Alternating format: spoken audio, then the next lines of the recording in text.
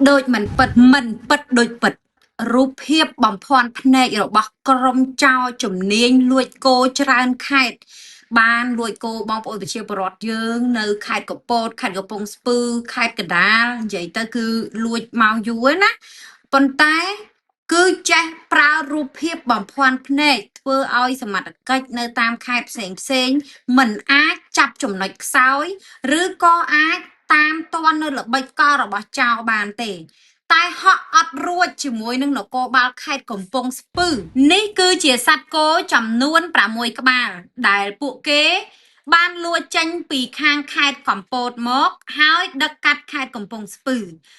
ហើយឡានដែលវាដឹកបងប្អូនណាមិនមែនឡានទ្រុងប្រឡោះមើលឃើញទេណាបងប្អូននេះឡានដឹកគោរដងណាអ្នកដែលគេរកស៊ីត្រឹមត្រូវស្មោះត្រង់គឺគេដឹកឡានបែបនេះណាចាឡានទ្រុងមើលឃើញអញ្ចឹងដឹកជ្រូកមើលឃើញជ្រូកដឹកគោមើលឃើញគោ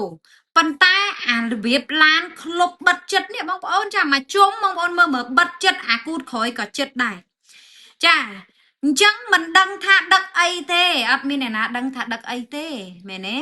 ហើយអ្វីដែលសំខាន់គឺពួកវាដឹកចេញទៅពេលយប់ទៀតជាទម្លាប់របស់ពួកវានៅពេលដែលលួចបានហើយដឹកយកចេញទៅព្រំប្រទល់វៀតណាមបញ្ចេញលក់ឲ្យវៀតណាមតែម្ដងទៀតទៀបភ្លឺបងប្អូនទៀបភ្លឺថ្ងៃហ្នឹងថ្ងៃទី3ខែតុលាឆ្នាំ2025ហ្នឹងវេលាម៉ោង2:56នាទីទៀបភ្លឺកម្លាំងនគរបាលព្រំប្រទានកម្រិតស្រាលនៅក្នុងស្រុកកងពិសីបងប្អូនគាត់បានចុះល្បាតនៅលើផ្លូវជាតិលេខ41ចន្លោះបង្គោលគីឡូម៉ែត្រលេខ16ទៅលេខ17ស្ថិតនៅក្នុងភូមិភ្នៅឃុំប្រញៀតស្រុកកងពិសីខណៈពេលដែលកម្លាំងនគរបាលកំពុងតែចុះល្បាតនោះ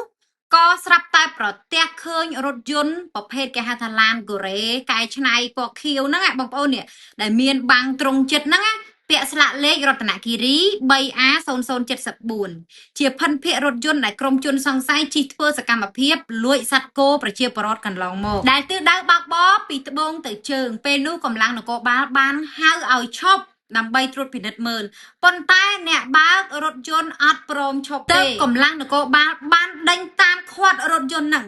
ចាហើយក៏ធ្វើការពិនិត្យទៅឃើញថានៅក្នុងរថយន្តមានសត្វគោចំនួន6ក្បាល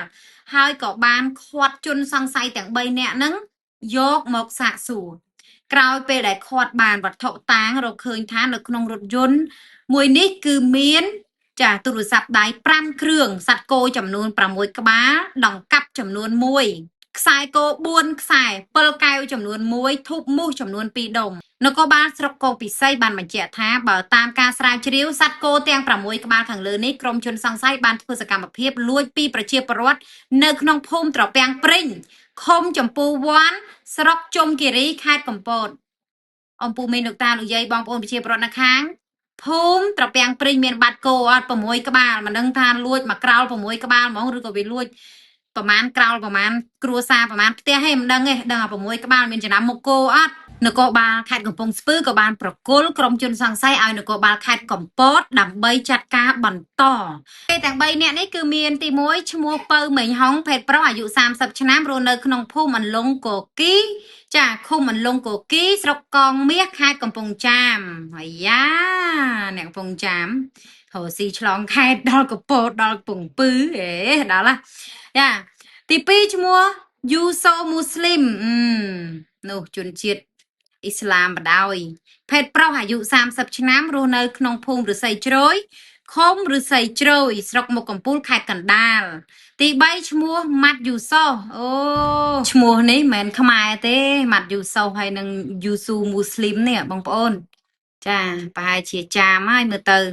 ភេទប្រុសអាយុ53ឆ្នាំឈ្មោះម៉ាត់យូសូនេះណាចារស់នៅក្នុងភូមិជ្រោយមេត្រីលើឃុំឫស្សីជ្រោយស្រុកមុខកំពូលខេត្តកណ្ដាលជាចុងក្រោយគឺសូមអរគុណខ្លាំងមែនទែនដល់លោកឧត្តមសេនីយ៍តូខឹមសុខៃស្នងការនគរបាលខេត្តកំពង់ស្ពឺដែលលោកបានដាក់បទបញ្ជាឲ្យមានកងកម្លាំងផ្លាស់ប្ដូរវេនគ្នាល្បាតនិងដាក់គោលដៅឲ្យល្បាតផងដែរពីព្រោះថាបងប្អូនឃើញស្រាប់ហើយម៉ោងដែលកម្លាំងព្រំប្រទានប្រទះឃើញឡានដឹកគោហ្នឹងគឺវេលា2ទៀបភ្លឺបងប្អូនចាការល្បាតទៀតសោតអត់មានគិតថាអូមេឃភ្លៀងមេឃរលឹមអីណាចា